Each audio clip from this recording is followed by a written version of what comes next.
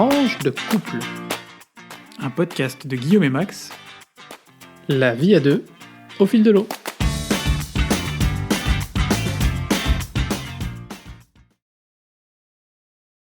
Bonjour, bonsoir et bienvenue pour ce 6e épisode de notre podcast Tranche de couple. Aujourd'hui, nous allons parler des goûts et des couleurs. Mais avant ça, on voulait vous dire, au cas où vous n'alliez pas jusqu'à la fin du podcast, vous êtes de plus en plus nombreux à nous écouter. Alors merci beaucoup du fond du cœur. N'hésitez pas, si ça vous plaît, à faire passer le message. Si ça ne vous plaît pas, à nous faire passer aussi des messages via Beuglant ou tout moyen, ou de nous faire des propositions de rubriques, des propositions de thématiques. Bref, on est très ouvert et on attend vos conseils et suggestions. Et bien sûr, n'hésitez pas à nous mettre un petit commentaire et une note sur iTunes. Ça nous permettra de gagner en visibilité. Et alors retweetez sur Twitter, retweetez, ça fera plaisir à Max. Bah écoute, effectivement, on a un compte Twitter tranche de couple qui est assez actif. En tout cas, on essaye. Et pour nous, c'est aussi un moyen sympa d'interagir avec nos auditeurs, même si je veux dire que pour l'instant, on vous attend, on attend vos commentaires. Cette semaine, l'actu, Guillaume, tu voulais parler des manifs à Hong Kong ? Mais oui, je voulais revenir sur ces manifestations qui ont lieu à Hong Kong. Elles ont lieu depuis maintenant pas mal de temps. Elles ont commencé au fait au mois de juin, à la faveur d'une loi, enfin d'un projet de loi qui ont été gelés par la suite, qui visait à intégrer davantage Hong Kong en Chine. Pour faire court, Hong Kong est une ancienne colonie britannique qui a conservé, après la rétrocession à la Chine en 1997, un statut spécial qui permet à sa population de jouir de beaucoup plus de liberté que le reste de la Chine continentale. Et donc, ces lois en juin étaient la première étape, selon les manifestants, vers une intégration et donc moins de liberté pour les habitants de Hong Kong. Les lois ont été retirées en question, ont été gelées par la suite, puis retirées au mois de septembre. Mais les manifestations, elles, ne se sont pas arrêtées. Donc les manifestants, on se souvient, vous avez peut-être vu ces images. Au début, on avait ces immenses avenues recouvertes de manifestants, complètement noirs de manifestants. Et entre autres, la nuit, c'était des images assez impressionnantes. Il y a aussi des images où on voyait la foule laisser passer religieusement une ambulance au milieu, alors que c'est une foule hyper compacte. Ça, c'était au début, malheureusement, puisque les manifestations étaient à ce moment-là encore relativement calmes.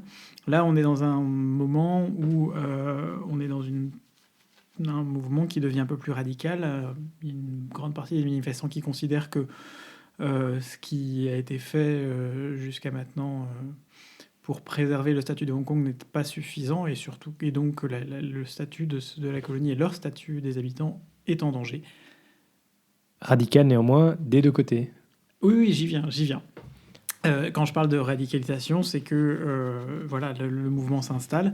Il y a aussi radicalisation du côté de la police, puisque depuis à un moment donné, quand les tensions ont commencé à augmenter au mois de septembre, la Chine a massé des troupes à la frontière entre son territoire continental et Hong Kong. Elles ne sont pas, je crois, à ma connaissance, entrées dans Hong Kong, mais en revanche, la police, elle, a commencé, notamment cette semaine, à tirer parfois à balles réelles sur les manifestants, faisant plusieurs morts et pas mal de blessés aussi. Donc là, on en est dans une situation où une grande partie du cœur de manifestants est regroupée, enfermée en fait dans l'université polytechnique de Hong Kong. Et une partie a commencé à s'échapper ces derniers jours aussi de cette université.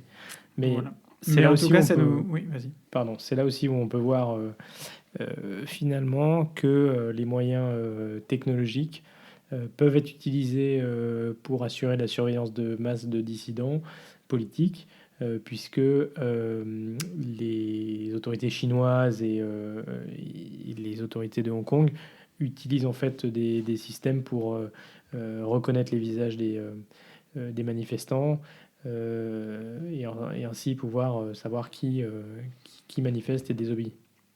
Et après, il faut savoir que Hong Kong a une tradition des manifestations aussi, et des grosses manifestations depuis pas mal de temps, tout au long du XXe siècle et du début du XXIe siècle, sur pas mal de sujets. Une des plus importantes, notamment, était en 1966, quand une des compagnies de ferry de Hong Kong avait décidé d'augmenter les tarifs de ses billets. Ça me rappelle un peu un sujet dont on a parlé il y a quelques semaines sur les manifestations en Amérique du Sud, qui était aussi liée à une augmentation de billets, de services publics, des tarifs des services publics. Voilà. Ok, cette semaine aussi, c'était la fin des auditions de la nouvelle commission, des 3 derniers commissaires, qui ont été validés. On a un commissaire, on a un commissaire, on a un commissaire. Qui s'est plutôt pas mal débrouillé lors de son audition, donc Thierry Breton. Après une petite séance de rattrapage par question écrite. Ça veut pas dire qu'il avait moins de casseroles. Hein. Après une petite séance de rattrapage par question écrite, le candidat commissaire hongrois a été également validé. Donc la prochaine étape, c'est le vote par le Parlement européen en session plénière à Strasbourg le 27 novembre à 12h. Et ensuite, je crois qu'il doit y avoir un vote de validation par les États membres, par le Conseil. Voilà, donc tout sera normalement sur les rails pour une prise de fonction de la nouvelle commission le 1er décembre. Voilà. Et cette semaine, j'avais aussi un coup de gueule concernant les agressions homophobes qui continuent à avoir lieu de manière totalement récurrente en France. Et cette semaine, c'est un homme de 63 ans qui a été agressé. Voilà, donc on a quand même une augmentation, d'après les chiffres de France Info, de 66% des agressions homophobes en France en 2018. Donc c'est quand même très inquiétant et voilà, sans nul doute que le contexte passé a aussi un peu libéré ce genre de... Et le contexte actuel, mais il faut qu'on se souvienne qu'on a tous un rôle à jouer aussi dans dénoncer ces agressions homophobes et puis peut-être éduquer à la base aussi les enfants, nos enfants, vos enfants. Ça vaut pour les agressions homophobes, mais pour tout type d'agression en règle générale. Et voilà, et aussi donc de la visibilité pour banaliser aussi l'homosexualité dans la sphère publique. Et je suis d'ailleurs très content parce que cette semaine, il y a aussi eu donc sur La France a un incroyable talent, un duo de danseurs, Guillaume et Arthur, je crois, qui ont fait une danse contre l'homophobie qui a été saluée parce que c'était vraiment beau et touchant par le public avec une standing ovation. Et donc voilà, ça fait partie de la visibilité et de montrer la beauté de toutes les formes d'amour. Ouais, et by the way, mesdames, il y a aussi l'acteur de Sense8, Brian G. Smith, qui a fait son coming out cette semaine. Voilà, désolé, encore un que malheureusement, vous n'aurez pas. Je me disais bien, pourquoi tu disais aux dames. Voilà. Donc, parapluie noir en carton rouge, on va passer à la rubrique suivante. Alors, dans notre rubrique vie de couple, comme vous le savez, on essaie d'aborder souvent 2 sujets dans cette rubrique. Le premier sujet qu'on voulait aborder, donc qui est plutôt fun, c'est les jeux de société. Le deuxième est fun aussi, mais vous allez voir. Donc les jeux de société, en fait, c'est une passion qu'on a développée en rassemble. Et c'est vrai que j'ai l'impression que ces dernières années, le jeu de société, c'est quelque chose qui est revenu un peu en force. En tout cas... c'était en tout cas quand on était plus jeune, quand j'étais plus jeune, c'était assez marginal. Alors peut-être que c'est les gens avec qui on traîne, comme on dit, qui ont aussi qui aiment bien les jeux de société, mais je pense qu'il y a aussi une augmentation du nombre de gens qui aiment les jeux de société. Voilà, alors quand on parle jeux de société, on n'est pas sectaire. C'est à la fois des jeux de plateau. Alors un jeu de plateau, c'est, je sais pas, le Carcassonne, le tout premier jeu de société, je crois, qu'on a acheté tous les deux en plateau. Alors, fort longtemps. Carcassonne, pour ceux qui ne connaissent pas, donc c'est un jeu de stratégie mais relativement simple. Un peu Age of Empires, mais dans un jeu de société. Voilà, qui se complexifie au fur et à mesure des extensions, parce que ça aussi, les extensions, c'est une mécanique des jeux de société qui permet en fait, de donner une nouvelle vie au jeu en les complexifiant, en rajoutant des données, et du coup de découvrir aussi un plaisir à avancer avec des nouveaux paramètres dans le jeu. Donc Carcassonne, comme son nom l'indique, on construit au temps du Moyen-Âge des forts et des routes qui relient en fait ces différents châteaux forts. Et tout ça avec des meeples, qui sont des petits personnages en bois de toutes les couleurs. Donc il y en a des noirs, des bleus, des roses, des jaunes, des rouges, des verts. Je ne sais pas ce que j'ai oublié, mais voilà, c'est ces petits personnages qui font vivre un peu la stratégie sur le plateau. Alors Carcassonne, c'est un jeu qui est accessible à tous, puisque même avec les neveux et nièces qui sont pourtant pas forcément très grands, on arrive à jouer et à s'amuser pas mal. Il y a une version enfant d'ailleurs, enfin jeune. Après, moi, je n'ai pas l'impression que ce soit vraiment nécessaire de passer par la version enfant pour jouer avec des enfants. Il y a moyen de simplifier vachement les règles de la version adulte, à mon avis. Donc je disais, les jeux de société, c'est des jeux de plateau type Carcassonne. C'est aussi des jeux de dés, par exemple. On peut jouer au Yams. C'est quelque chose qu'on joue régulièrement. L'avantage, c'est qu'il n'y a pas tellement besoin d'avoir énormément de place et on peut y jouer, par exemple, dans le train. Il suffit juste d'avoir 5 dés.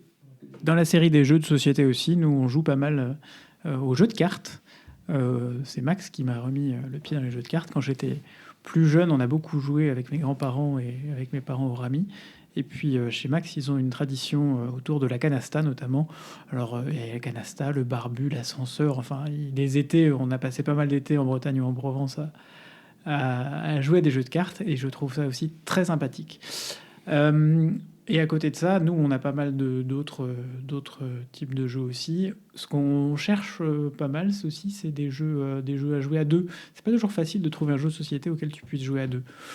On n'est pas toujours... en tout cas, on veut pas attendre d'être à 4 ou à 5 pour jouer à un jeu de société. Donc nous, on est pas mal en recherche de ces jeux sympas où on peut jouer à deux. On a comment il s'appelle, Seven Wonders, Duo, qui est pas mal. Exactement. Et là, ce qui est intéressant, c'est que justement, par rapport au jeu Seven Wonders, qui n'est pas duo, l'avantage dans ces... Parce qu'il y a beaucoup de jeux de société où on peut jouer de 2 à 4 joueurs ou 6 joueurs, mais quand il y a une version duo, elle a vraiment aussi été pensée pour qu'il y ait la spécificité du jeu à 2. Et ça, je crois que c'est vraiment intéressant et c'est une dimension qu'on a un peu découvert tous les deux, qu'on nous a recommandé. Et d'ailleurs, le premier jeu qu'on nous a offert, c'était Mr. Jack, qui est un jeu qui se joue à deux dans les rues de Londres. Après, il y a des jeux qui sont plutôt autour de la connaissance. Et du partage de connaissances. Par exemple, on a le jeu Timeline, où là, l'objectif, c'est de replacer sur la file, la frise du temps, les différents éléments. Par exemple, je sais pas, l'invention de l'ampoule, ou le premier vaccin, ou l'invention de l'alphabet. Et là, c'est assez sympa aussi parce que justement, on apprend des choses aussi. Absolument. On est quand même assez jeu de stratégie. Je pense que c'est quand même un fil rouge dans nos discussions. Alors, jeu de stratégie qui peut se refléter de différentes manières. On peut avoir comme dans Codenames, où là on joue par équipe et l'objectif c'est justement d'essayer de faire deviner à son partenaire des mots. Et donc voilà, c'est plutôt la stratégie de comment faire passer un message, comment arriver à ce que l'autre découvre le mot qu'on essaie de faire deviner. Mais d'autres types de jeux de stratégie type Pandémie, où là on est sur du jeu collaboratif. Ou alors Les Aventuriers du Rail, où là on est sur de la compétition sur un grand plateau avec plusieurs versions, Les Aventuriers du Rail Europe, Monde. Voilà. Et donc, pour terminer, peut-être dans nos coups de cœur visuels, tout colorés. Je dirais qu'il y en a deux. Il y en a un qu'on a découvert il y a 1 an ou 2 qui s'appelle Azul, qu'on aime bien aussi. C'est un jeu où il faut en fait assembler et faire des séries de Mosaïque. couleurs, de mosaïques. C'est basé sur l'histoire et sur les Azuleiros au Portugal. C'est un chouette jeu auquel on peut jouer à 4. Avec des je pions crois. magnifiques. Avec des très beaux pions, avec des très belles couleurs. Et puis toujours en couleur, le petit dernier de la famille qu'on a découvert cet été. Max, je te laisse présenter. C'est Quirkle. Donc Quirkle, c'est un jeu où on a 6 formes et 6 couleurs. Et l'objectif est d'assembler des lignes de même couleur ou de même forme. Et là, lorsqu'on fait une ligne, voilà, on gagne des points. Ça se joue à 4 et c'est vraiment très sympa. Enfin, ça se joue de 2 à 4 et c'est vraiment très sympa avec une partie autour de, je dirais, 30-35 minutes. Absolument. Voilà, c'était notre petite rubrique, première rubrique couple, les jeux de société. Si ça vous intéresse, on est prêt à vous donner des références. Et s'il y a des gens à Bruxelles qui ont envie de faire des soirées de jeux de société, on est tout à fait ouvert. Rubrique suivante. On reste toujours dans la rubrique vie de couple. Là, on rentre plus dans la rubrique concession, négociation, compromis. On y revient souvent. On est plutôt là sur une couleur vert foncé. Ça dépend un peu de ce qu'on choisit. Mais on a ouvert, nous sommes autorisés à ouvrir la discussion pour ce Noël, de savoir si on faisait un sapin de Noël ou pas. Compte tenu de tout ce qui se cache derrière en fait le banal sapin de Noël, l'empreinte écologique, l'empreinte carbone plus largement, la symbolique du sapin, parce que moi j'avoue que pour moi quand j'étais petit, ça faisait, je pense que comme pour pas mal de gens, le sapin fait partie de Noël. Depuis qu'on est tout petit, pendant pas mal d'années, on n'en a pas eu. Quand on habitait à Paris, on n'en a pas eu parce qu'on n'avait pas vraiment la place. On avait un petit sapin électrique. Probablement pas très éco-friendly non plus en lui-même, mais voilà, qui dans notre petit appartement faisait tout à fait bien son affaire. Et puis quand on est arrivé à Bruxelles, une des premières choses que j'ai dit, c'est « Oh chouette, on va avoir de la place pour mettre un sapin !» Exactement. Et alors, cette semaine, c'est assez récent en fait, hein, il y a un twitto que vous connaissez peut-être, hashtag le tréma, qui a posté un post pour poser la question et dire bon, le sapin, effectivement, c'est pour notre plaisir personnel, mais finalement, c'est un arbre qu'on coupe et qu'on va utiliser pendant, je sais pas, une vingtaine de jours et qu'ensuite on va jeter à la poubelle.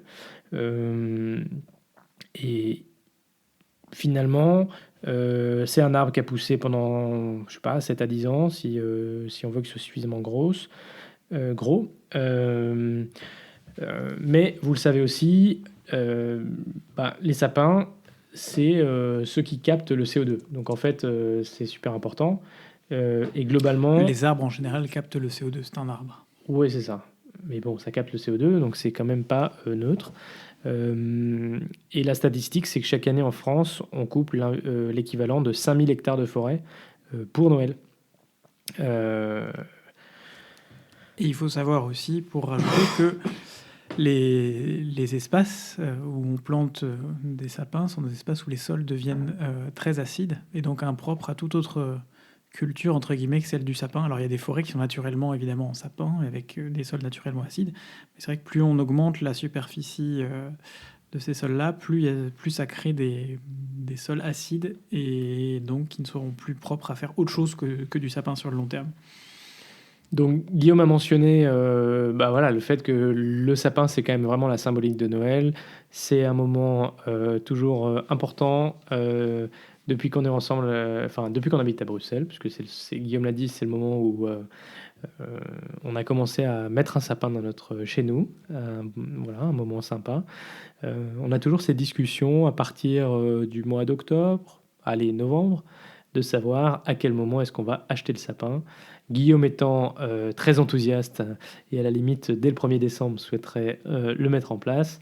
Et moi, peut-être avec mon caractère un peu rationnel, de dire, bon, on va peut-être attendre un petit peu parce que on sait justement que ces sapins qui sont coupés, ensuite, ils dessèchent rapidement. Et ce serait quand même dommage qu'on puisse pas profiter du sapin jusqu'au début janvier, quoi. Alors voilà, nous on est à la recherche d'alternatives. Si vous en avez, n'hésitez pas à nous faire à nous mettre ça en commentaire sur Facebook, Twitter ou à nous envoyer un email. On a réfléchi à pas mal il y a pas mal d'options. Je sais pas encore si cette année on fera avec ou sans sapin. Ça, on fera avec ou sans sapin. Ça sent le sapin, mais voilà, hein. on a réfléchi à des alternatives, genre une jolie plante d'intérieur qu'on pourrait aussi décorer avec des branches et qui resterait à l'année, un sapin en pot qu'on rempote après Noël. Il y a de plus en plus, nous on va acheter nos sapins et nos plantes en général dans une ferme, s'appelle la ferme de Nopilif. Petit coup de pub pour ce super endroit. C'est une ferme d'insertion par le travail, donc avec l'équivalent d'un ESAT en France. Et puis eux, ils sont quand même assez orientés dans leur plantation, dans ce qu'ils proposent sur le durable, l'écologique, le bio. Et pour leurs sapins, ils commencent à passer. Ils ont décidé que dans les 2 ans, d'ici 2 ans, ils passeraient sur uniquement des sapins bio. Donc c'est des sapins qui, dont au moins la plantation n'a pas nécessité d'herbicides ou de produits notamment glyphosate et compagnie. Phytosanitaire. Les techniques d'élevage n'utilisent pas sont proches de zéro carbone, donc sans essence, avec un maximum de choses qui fonctionnent à l'électricité, tout ce qui est machines et compagnie, qui passent pour fauchage, etc. Voilà, c'est à peu près tout ce que je voulais dire. Mais en tout cas, voilà, le débat chez nous est ouvert. C'est un vrai débat. Sachant qu'on a déjà exclu le sapin artificiel qui est fabriqué à partir de pétrole, qui ne se recycle pas et qui a une empreinte carbone monstrueuse. Et pardon, mais non. Pas la plante artificielle. La petite note, c'est que dans mon enfance, on avait un sapin. Et d'ailleurs, mes parents l'ont toujours. Ils l'ont toujours. Hein. Alors, l'avantage, c'est que on aura le plaisir de fêter Noël sous le sapin artificiel à Lyon. Voilà. Mais l'avantage, c'est que ça fait probablement 25 ans qu'on a le même sapin et qu'à partir de ce moment-là, ça commence à devenir rentable.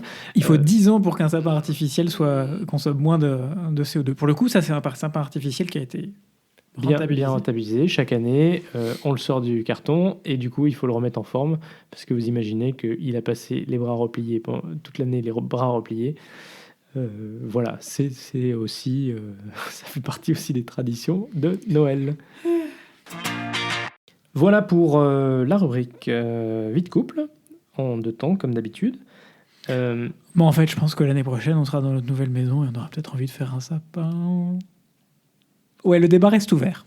Ah là là, c'est pas facile, hein, vous voyez. Mais déjà, le fait qu'on ait réussi à ouvrir le débat est une bonne chose parce que je dois quand même dire que je pensais pas qu'on arrive à avoir cette discussion parce que le sapin étant tellement symbolique pour Guillaume, voilà, je trouve qu'on a déjà fait un bon premier pas. Je suis sûr qu'il n'y a pas que pour moi. Oui, peut-être. Alors, la rubrique suivante, c'est la vie en Belgique. La vie en Belgique quand on est français ou quand on est européen, voire étranger de manière générale, de nationalité, ça veut dire qu'il faut aller s'enregistrer à la commune. Alors, c'est une démarche que... quand on habite en France, on ne connaît pas, on s'installe là où on veut. À la limite, on signale simplement aux impôts là où on habite. Mais on n'a pas cette démarche de s'inscrire. Pour être tout à fait honnête, on ne sait pas vraiment si les ressortissants de l'Union européenne qui ont la liberté de venir s'installer dans les différents pays de l'Union européenne doivent s'inscrire en France. Mais ce qui est sûr, c'est que ça arrive dans d'autres pays. Moi, j'ai vécu à Berlin et j'ai dû aller m'inscrire à la commune aussi. Et donc, en Belgique, le système est assez bien organisé. En fait, dans chacune des communes, il y a un bureau des étrangers. Et donc, c'est ce bureau-là qui traitera avec tous les étrangers qui résident sur le territoire de la commune. Pour pouvoir être enregistré auprès de la commune, en fait, il faut pouvoir prouver qu'on a des moyens de subsistance, d'une part, donc soit un job, soit si on cherche du boulot, on est un peu mis en temporaire. Et on doit aussi prouver qu'on habite là où on habite. Et alors là, les Belges, ils ont la parade, c'est-à-dire que en fait, ils ont C'est pas juste une déclaration. C'est pas juste une déclaration, mais ils viennent vérifier, d'une part, que le nom est sur la sonnette, et ils viennent sonner à la porte pour vérifier que vous habitez bien là. Donc ça, c'est quand même aussi intéressant voilà, comme système. Et en fonction des communes où vous habitez, vous avez plus ou moins de chance sur la longueur des procédures pour les services étrangers. Il y a certaines communes qui ont des plutôt des bons retours, notamment la nôtre. On a un peu de chance là-dessus. Et puis il y en a d'autres comme Bruxelles, le Pentagone, le centre même de la commune de Bruxelles elle-même, où là, c'est souvent considéré comme un peu l'enfer de devoir aller à la commune. Voilà. Et donc, quand vous êtes enregistré, vous avez le droit à une magnifique carte de résident non belge. Mais cette carte, en fait, finalement, comme la carte d'identité voilà, des Belges, de nationalité belge, vous permet de réaliser un certain nombre de démarches, notamment fiscales, et rend bien des services. Et attention, par contre, tu dis comme les cartes d'identité belges, sauf que ce n'est pas une carte d'identité. J'ai fait le test aussi en prenant l'avion il y a quelques temps. J'ai toujours ma carte d'identité française sur moi, donc ça n'a pas posé de problème. Mais c'est la carte qu'ils donnent aux non-belges, aux résidents en Belgique, mais non-belges, c'est une e-carte, une carte d'étranger qui n'a pas la même valeur qu'une carte d'identité. Donc ça passe quand vous la montrez juste à l'hôtesse pour monter dans l'avion. J'ai jamais eu de problème pour ça. Par contre, quand vous passez un contrôle Schengen ou quelque chose comme ça à la douane et qui scanne la carte d'identité pour de vrai, qui scanne la carte pour de vrai, là, ce n'est pas une carte d'identité, donc ils ont besoin d'autre chose. Exactement. C'est normal puisque la Belgique ne peut pas attester de ton identité, de ta nationalité, avec cette carte qui atteste simplement que tu résides bien en Belgique. Voilà. Et donc, finalement, on peut remplir un certain nombre de démarches auprès de la commune voilà, en Belgique, là où on réside, mais naturellement, lorsqu'on vit à l'étranger, y compris dans l'Union européenne, on découvre aussi les joies du consulat, où on peut réaliser les démarches voilà, de l'état civil, l'inscription pour aller voter et tout ça. Renouvellement de passeport, carte d'identité, exactement, en tout genre. Donc vous imaginez bien qu'en 5 ans, on a déjà eu affaire à plusieurs reprises avec le consulat, y compris d'ailleurs pour donner un coup de main pour l'organisation des élections présidentielles et législatives. Vous avez été assesseur 2 fois, 3 fois, je ne sais plus. En Belgique, exactement, pour soutenir le devoir civique. Et également, du coup, voilà, si vous souhaitez vous marier, vous pouvez vous marier au consulat. Et d'ailleurs, c'est là où on s'est marié, au consulat de France, en Belgique. Voilà. Et puisqu'on parle d'élections, sachez que en Belgique, si vous êtes inscrit pour voter comme citoyen européen auprès de la commune pour voter aux élections municipales, sachez que le vote est obligatoire, comme pour tous les Belges. Alors, cette semaine, dans notre rubrique immobilier, c'est couleur hors note couleur. On va vous parler c'est une grande question. De nos grands débats du moment sur qu'est-ce qu'on fait dans l'appartement. On a prévu de faire dans la maison, pardon. On a prévu de faire, je me suis pas encore mis ça en tête. On a prévu de refaire ou de faire ou de refaire nous-mêmes un peu de peinture un peu partout, en plusieurs étapes. Mais là se pose la grande question, est-ce qu'on peint tout en blanc comme dans l'appartement où on est actuellement et si on était avant, et ça permet de faire ressortir ce qu'il y a au mur, mais bon, c'est un peu impersonnel, ou est-ce qu'on fait des murs, 3 murs blancs, un mur en couleur, par exemple. Actuellement, il faut savoir que dans cette maison, il y a des... C'est très chouette, c'est fait avec beaucoup de goût, il y a des murs peints de couleurs vives, la salle à manger est en jaune, le salon est en vert, donc dans les tons de vert en tout cas. Nous, on passera sur quelque chose probablement d'un petit peu moins flashy. Mais on aime bien le concept et l'idée qu'il y ait quand même un peu de couleur. Donc voilà, on réfléchit en ce moment pas mal à ça. On a des avis divergents qui nous parviennent, n'est-ce pas? Jusqu'à maintenant, on était sur ce mur de couleurs qui était à la mode. Il paraît que maintenant, c'est vraiment le blanc qui est à la mode. Ah, Max, je sais pas ce ou que t'en penses. comment? Ou les murs tout en couleur, c'est ça? Non. Ah non, Ou les papiers peints. Le papier peint. Voilà, parce qu'il paraît que le papier peint est revenu à la mode. Mais alors, Max, ne voulant pas entendre parler de papier peint, Ouais, non, c'est pas trop mon truc, le papier peint, je dois dire. mais il y a papier peint et papier peint, ils en font des très beaux aujourd'hui. Des imitations années 70, très chouette. Magnifique. Vraiment, j'ai vraiment envie de me retrouver dans les années 70. Vous avez vu comme je vends mon truc, je suis trop fort. Et alors, en fait, il faut dire pourquoi je suis pas trop papier peint, d'une part, parce que c'est vrai qu'en général, ça fait quand même un peu vieillot. Et puis, parce que quand tu te retrouves à devoir enlever du papier peint, eh ben, c'est quand même la galère. Je pense que nombre d'entre vous, peut-être, ont eu cette expérience. Alors, il paraît que maintenant, ils font même du papier peint qui se met dans les appartements que tu loues et qui se décolle du coup très facilement. Mais alors, à mon avis, ça doit être un peu le bazar, parce que si ça commence à se décoller alors qu'en fait, t'habites toujours là, c'est un peu la loose. Voilà, alors du coup, on sollicite aussi vos avis, vos conseils. Après, les goûts et les couleurs, on sait que c'est toujours à chacun de voir, mais pourquoi pas, donnez-nous votre avis. Est-ce qu'on fait un mur de couleur et le reste en blanc? Est-ce qu'on fait tout en blanc? Certains nous disent d'ailleurs, faites en blanc et puis vous verrez, et vous prenez un peu le temps. D'autres nous disent, prenez le temps et puis vous ferez la peinture plus tard. Voilà, c'est un petit peu dans l'état de nos réflexions pour le moment, s'agissant de notre future maison. Et by the way, on vous rassure, on a trouvé un crédit immobilier. Donc ça, c'est chouette. C'était juste pour fermer la parenthèse. Si on a écouté Max. Tin, tin, tin, tin, tin, tin. God Save the Queen. Rubrique Brexit, on en est où?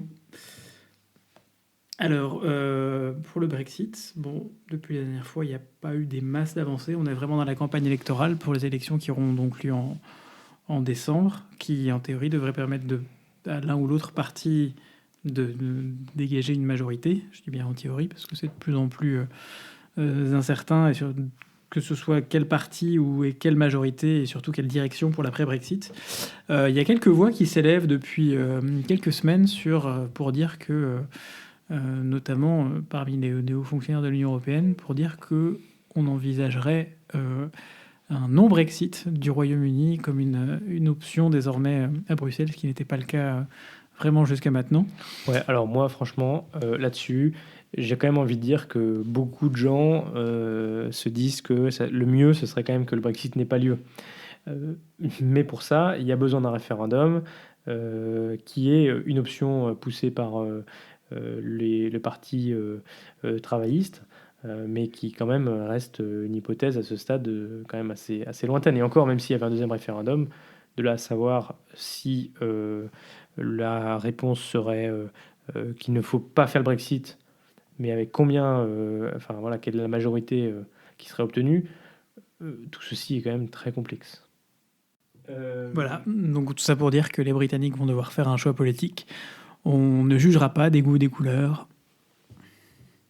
Mais en tout cas, il serait une bonne chose, je pense, pour tout le monde qu'on puisse en finir. Moving on. Moving on to la rubrique sortie culture. Alors moi je suis désolé, ça va être une rubrique coup de gueule cette semaine. C'est un peu, on a eu plusieurs rubriques coup de gueule. Ce sera une rubrique coup de gueule en jaune. Le jaune, c'est une couleur que vous aurez peut-être vu passer sur Facebook. Alors moins en France qu'en Belgique très probablement, puisque c'est une histoire, une triste histoire, une histoire plutôt belge, voire même carrément communautaire, puisque le gouvernement flamand, le gouvernement de la communauté flamande, a décidé de couper les subsides aux entreprises, aux institutions et aux organisations culturelles en général de près de 60%. Et donc vous avez la possibilité sur Facebook de mettre cette image qui cache en jaune, qui est l'une des deux couleurs de la Flandre avec le noir, qui cache donc en jaune votre profil, 60% de votre profil Facebook. Alors, il faut savoir que la Belgique a déjà subi une forme de traumatisme en matière de coupe culturelle. C'est quelque chose qu'on n'a pas encore connu de façon aussi laminante au niveau national en France. Au niveau régional, il y a eu des coupes beaucoup plus importantes que ça, parfois égales à 100%, mais pas au niveau national. Là, on parle quand même de grosses coupes par rapport au budget en lui-même. Et en 2014, c'est le gouvernement fédéral qui avait coupé également de près de 60% les subsides culturels. Pas mal d'institutions avaient protesté, avaient été touchées à ce moment-là. Ça a réduit une grande partie des institutions culturelles fédérales à réduire la voilure de leur production, notamment la Monnaie, notamment Beaux-Arts, notamment l'Orchestre national. C'est à ce moment-là aussi qu'on avait parlé d'une fusion entre l'Orchestre national de Belgique et l'Orchestre symphonique de la Monnaie.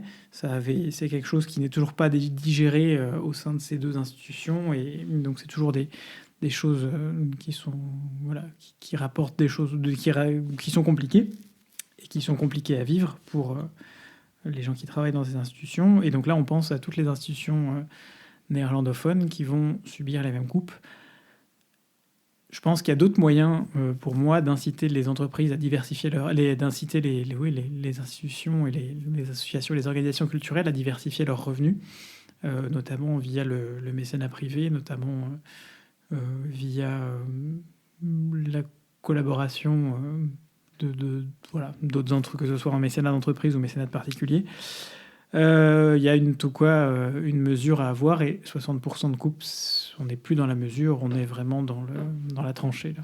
Merci Guillaume pour ces coups de gueule. Je crois que c'est aussi important de faire un petit point sur cette situation et l'importance du soutien à la culture. Dans la rubrique Geek et Tech cette semaine, je voulais qu'on parle d'un scandale qui n'a pas fait tant de bruit que ça, et j'en suis assez étonné. Tu as mentionné Facebook, ben voilà, ça concerne Facebook. Petit logo bleu, le petit F bleu. Et ça concerne en fait ceux qui ont un smartphone, parce que quelqu'un s'est rendu compte que lorsque vous utilisiez l'application Facebook et que vous étiez en train de screener votre profil, la caméra de votre téléphone était allumée. Et donc, en gros, il pouvait voir où est-ce que vous étiez, quoi. Donc, il y a un vrai souci de données de votre vie privée. Et je n'ai pas vu que Facebook se soit exprimé sur le sujet. Donc c'est un souci qui a été constaté sur des iPhones. Et visiblement, ceux qui ont fait l'étude n'ont pas pu reproduire ce souci sur des téléphones qui tournent sous Android. Mais bon. Alors, visiblement, Facebook a quand même confirmé qu'il y avait un bug, qu'ils avaient de manière inadvertante un bug dans leur application qui permettait en gros d'utiliser la caméra du téléphone. Wesh, un bug. Donc voilà, alors tout ça pose la question, c'est-à-dire qu'une fois que vous avez donné l'autorisation à une application d'accéder à la caméra de votre smartphone, en fait, vous ne contrôlez pas vraiment ce que l'application fait de cette autorisation. Donc bien sûr, ici on parle de Facebook, mais je pense que cette problématique se retrouve sur un certain nombre d'applications. Alors je ne sais pas vous ce que vous avez fait, mais moi sur mon iPad et sur mon ordinateur portable, j'ai un petit cache qui fait que ma webcam est physiquement fermée tout le temps, sauf quand j'utilise. Le problème, c'est que je ne me vois pas encore mettre un cache sur mon smartphone, à la fois sur la caméra selfie et sur la caméra de derrière. Mais en tout cas, je crois que c'est quand même une vraie question pour la protection de notre vie privée. Certains diront on n'a rien à cacher. Enfin, néanmoins, je n'ai pas non plus envie que des entreprises puissent utiliser les données de mon environnement lorsque j'utilise leurs produits. Et puisqu'on est dans la rubrique technologie, petit conseil à tous ceux qui utilisent WhatsApp au quotidien, mettez à jour votre application. Mettez à jour votre application WhatsApp parce que si vous avez une version trop ancienne, il y a un bug qui fait que si quelqu'un essaye de vous appeler, vous n'avez même pas besoin de décrocher, il peut ensuite accéder à votre téléphone et en prendre le contrôle. Donc si vous n'avez pas fait une mise à jour récente de votre WhatsApp, faites vite la mise à jour. Voilà, c'était les conseils de tech. Max le Geek. Voilà, je crois qu'on a terminé pour aujourd'hui ce nouvel épisode, ce nouveau podcast. On espère que ce qu'on aura dit vous aura plu, que vous aurez trouvé des choses à ramener ou que vous aurez appris des choses et que ça vous aura donné envie au choix de jouer aux jeux de société, d'acheter ou de ne pas acheter de sapin de Noël, de colorer vos murs en blanc ou en couleur. Peut-être que la réflexion sur le sapin de Noël, d'ailleurs, aura ouvert la réflexion chez vous, de savoir si vous avez... Mais je maintiens ce qu'on disait tout à l'heure, si jamais vous avez des alternatives crédibles à proposer, on est vraiment preneur. Merci en tout cas de nous suivre régulièrement et de plus en plus nombreux. Merci de nous avoir rejoints si c'est le cas. Et merci bien sûr de nous avoir écoutés jusqu'au bout. Si cet épisode vous a plu, n'hésitez pas à en parler autour de vous, à le diffuser sans limite sur les réseaux sociaux. Le podcast est désormais accessible sur iTunes, Spotify et Podbean.